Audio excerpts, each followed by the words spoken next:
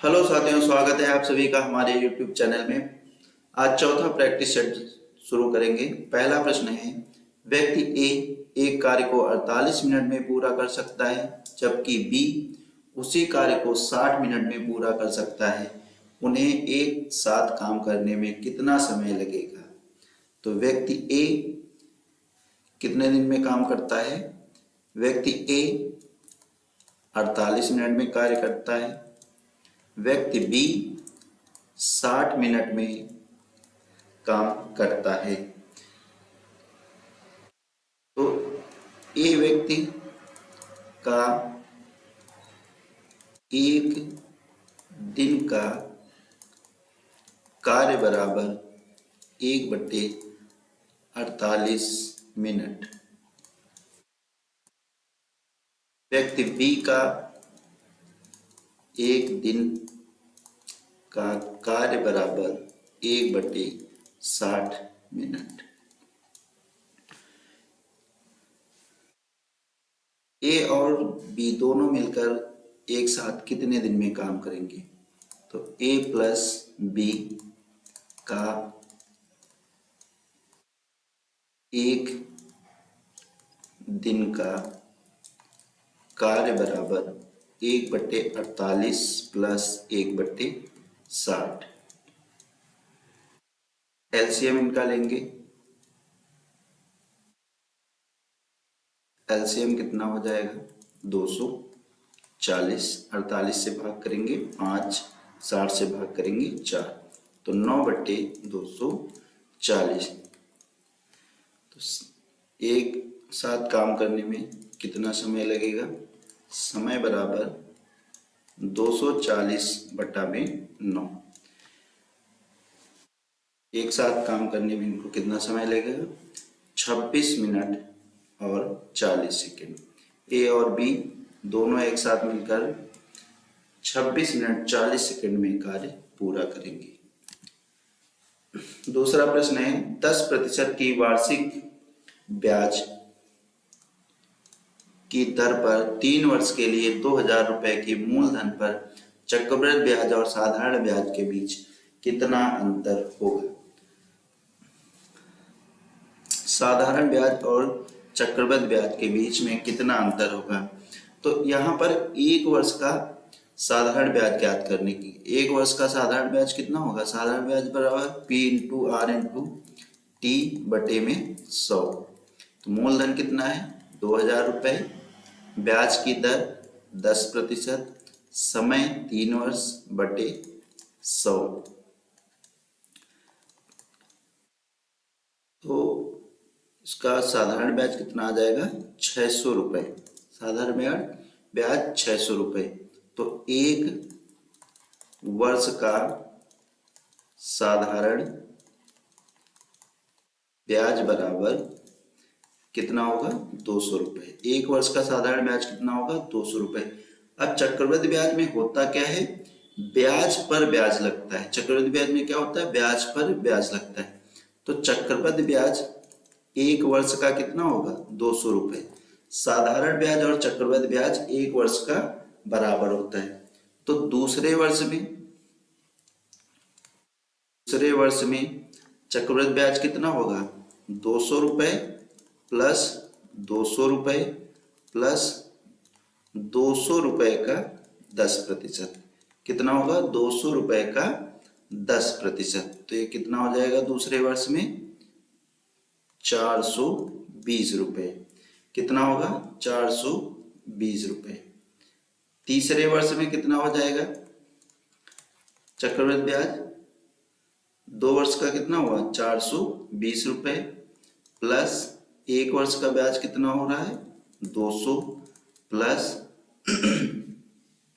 अब यहां पर कितना हो गया? 2 वर्ष का ब्याज 420 रुपए। कितना हो गया? 420 रुपए। तो चक्रवृद्धि ब्याज में होता क्या है? ब्याज पर ब्याज लगता है। क्या है? ब्याज पर ब्याज लगता है। तो 420 रुपए का 10% और जुड़ जाएगा। 420 रुपए का 10% और जुड़ जाएगा। तो टोटल कितना हो गया?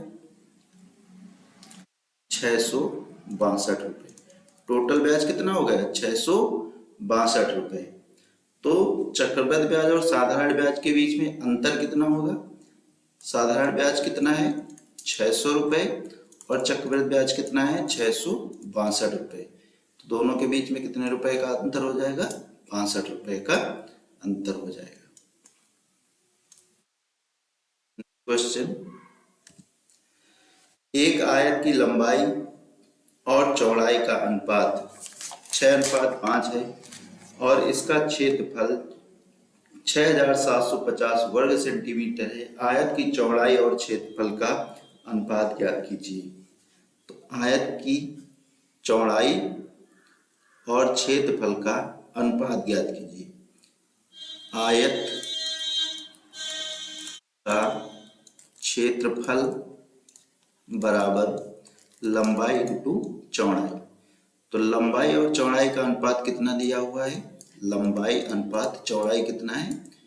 6:5। कितना है? 6:5। तो लंबाई कितनी हो जाएगी? 6x और चौड़ाई 5x।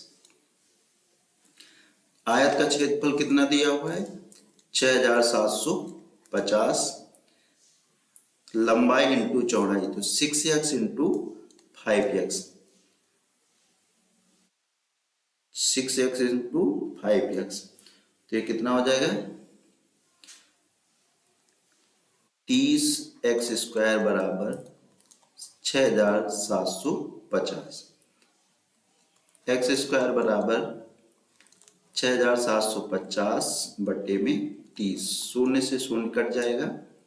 3 से भाग करेंगे, 3 2 बार, ये 2 बार, 1 बचा 5, 225। x² बराबर 225। x² बराबर 225। तो इसका वर्गमूल निकाल लेंगे। वर्गमूल कितना हो जाएगा? x बराबर √225। 225 कितने का वर्ग होता है? 15। x का मान कितना आ गया? 15 सेंटीमीटर। अब ज्ञात क्या करना है? ज्ञात करना है चौड़ाई और क्षेत्रफल में अनुपात। चौड़ाई और क्षेत्रफल में अनुपात।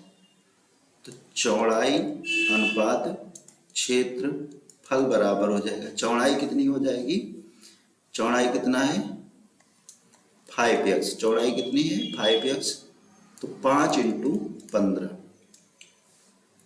ये हो जाएगा 75:6750। 75:6750। 6750 को भाग कर देंगे 75 से। 75 × 75 ये 9 बार में कट जाएगा। कितना आ जाएगा? 90। तो 1:90। तो अनुपात इनका कितना हो जाएगा? 1:90। नेक्स्ट क्वेश्चन, ब्याज की दर ज्ञात कीजिए जबकि 1000 रुपए के मूलधन पर 5 वर्ष की अवधि में साधारण ब्याज 440 रुपए हो जाता है। मूलधन 1000 रुपए, समय है 5 वर्ष और साधारण ब्याज SI हमारा है 440 रुपए। तो ब्याज की दर R बराबर SI इंटू 100 बटे मूलधन इंटू समय। मूलधन इंटू समय। SI कितना है? 440 रुपए इंटू 1000 बटे मूलधन कितना है? यहाँ पर कितना होगा? इंटू 100 बटे मूलधन कितना है? 1000 इंटू समय है 5 वर्ष। यहाँ पर 3 शून्य है, 1 2 3 शून्य कट जाएंगे। कितना बचा? 44 बटे में 5 भाग करेंगे। कितना आ जाएगा? 8.8। ब्याज की दर कितनी हो जाएगी? 8.8%। नेक्स्ट प्रश्न है 6.3 का होल क्यूब प्लस 1.1 का होल क्यूब बटे में है 6.3 का स्क्वायर माइनस 6.3 इंटू 1.1 प्लस 1.1 का whole square.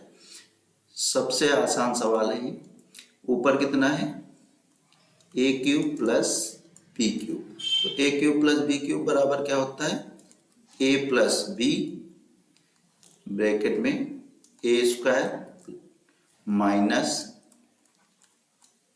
A square minus A B plus B square, और नीचे ये दिया गया है A square minus A B plus B square, यही नीचे दिया गया। तो ये दोनों पद कट जाएंगे। ए का मान कितना है 6.3 और बी का मान 1.1। उत्तर क्या हो जाएगा 7.4। 7.4 ऑप्शन नंबर 1। अगला प्रश्न है,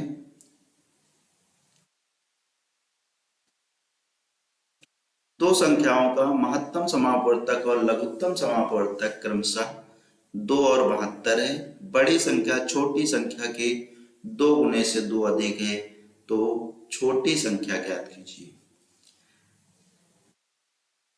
HCF कितना दिया हुआ है 2 और LCM कितना दिया हुआ है 72। छोटी संख्या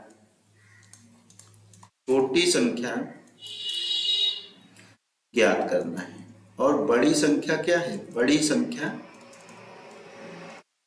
संख्या जो है छोटी संख्या के दुगने से 2 अधिक है। छोटी संख्या के दुगने से 2 अधिक है बड़ी संख्या। तो यहाँ पर ऑप्शन से अगर देखें तो कितना है, छोटी संख्या मान लिया कितनी है 4, तो बड़ी संख्या कितनी होगी, बड़ी संख्या है छोटी संख्या के 2 गुने से 2 अधिक, तो बड़ी संख्या कितनी हो जाएगी 10, और छोटी संख्या हमने कितनी ली है 4। तो क्या 4 और 10 का एलसीएम 72 होगा, नहीं होगा, तो ये ऑप्शन हमारा गलत हो गया। 6 संख्या लेते हैं तो बड़ी संख्या क्या हो जाएगी, छोटी संख्या के 2 गुने से 2 अधिक, 6 दूना 12, 12 दो 14, तो 14 और 6 का क्या एलसीएम 72 होगा, नहीं होगा, तो ये भी ऑप्शन गलत हो जाएगा। लेते हैं 8 संख्या, तो 8 छोटी संख्या हो गई, बड़ी संख्या कितनी हो जाएगी, छोटी संख्या के दुगने से 2 अधिक, तो 8 दूना 16, 16 दो 18। अब यहाँ पर देखिए 8 और 18 का एलसीएम कितना बन रहा है, 72 बन रहा है, तो बन रहा है 8 इंटू 9 कितना हो जाएगा 72, और 18 इंटू 4 कितना हो जाएगा 72। तो हमारा ऑप्शन कौन सा सही हो जाएगा, तीसरा। छोटी संख्या कितनी हो जाएगी 8, छोटी संख्या हो जाएगी 8। ऐसे प्रश्नों को आराम से ऑप्शन के थ्रू कर लेंगे, कोई दिक्कत नहीं। अगला प्रश्न है, यदि एक वस्तु 300 रुपए में खरीदी गई और उस पर 50 रुपए मरम्मत के रूप में खर्च किए गए और इसे अंकित मूल्य पर 20% लाभ पर बेचा जाना चाहिए, जो कि लागत मूल्य का 110% है, तो आवश्यक बिक्री मूल्य ज्ञात कीजिए। आवश्यक बिक्री मूल्य ज्ञात कीजिए। वस्तु कितने रुपए में खरीदी गई, क्रय मूल्य कितना 300 रुपए, क्रय मूल्य 300 रुपए। मरम्मत में कितना खर्च हुआ, मरम्मत में खर्च हुआ 50 रुपए। तो कुल लागत, तो लागत मूल्य हमारा क्या हो जाएगा, लागत मूल्य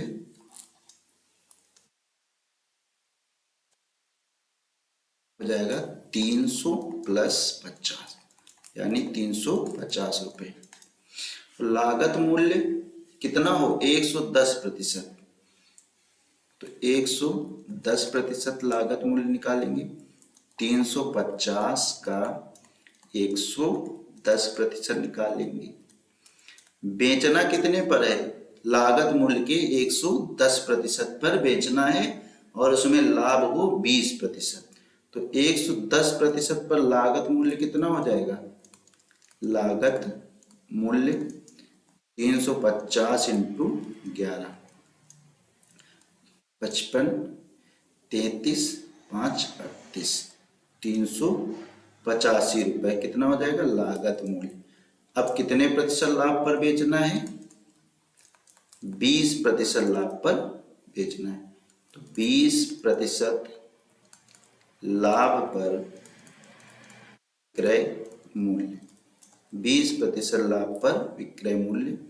तो 385 का 20% कितने प्रतिशत, 385 इंटू 120, 2 छक्के 12, 2 पंचे 10। तो 385 का 6/5, 5 से इसको डिवाइड करेंगे, 5 सत्ते 35, 3 बच्चा, 5 सत्ते 35, तो कितना हो जाएगा 77 इंटू 6, 6 सत्ते 42, 2 4 42 4 46, 462 रुपए बिक्री मूल्य कितना हो जाएगा 462 रुपए। ऑप्शन नंबर 3 उसका उत्तर हो जाएगा। आज के लिए बस इतना ही। वीडियो पसंद आए तो वीडियो को लाइक कीजिए और चैनल को सब्सक्राइब कीजिए और अपनी तैयारी सभी लोग अच्छे से करते रहिए। Best of luck.